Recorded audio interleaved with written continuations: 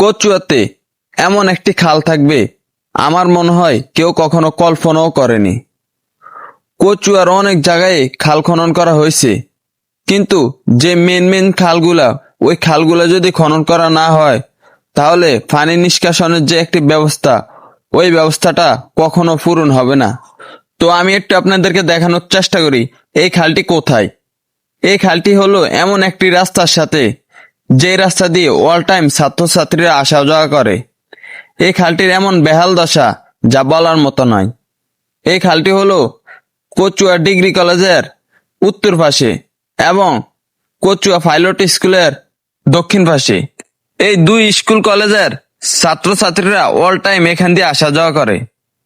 এই খালের এক অংশ ইতিমধ্যে হারিয়ে গেছে, যা আপনারা স্ক্রিনে দেখতেছেন। এই খালের এক অংশ নেই বলে চলে। এখন এই খালে ডাস্টবিন বসানো হয়েছে, যাতে কোনো মতে পানি নিষ্কাশনের ব্যবস্থাটা চলাচল থাকে। কচুয়া পৌরসভার ভিতরে যদি এমন একটি খাল থাকে, তাহলে পৌরসভার বাহিরের যে খালগুলো আছে, ওই খালগুলার কেমন অবস্থা হবে ভবিষ্যতে একবার কল্পনা করে দেখুন। এই খালের সাইড দিয়ে মানুষ হাঁটা চলা করতে পারে না।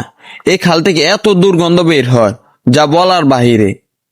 তো সবাই ভালো থাকবেন, সুস্থ থাকবেন। আর ভিডিওটি ভালো লাগলে পেজটি ফলো দিয়ে বেশি বেশি শেয়ার করে দিন, যাতে এই খালগুলা অতি দ্রুত খনন করা হয়।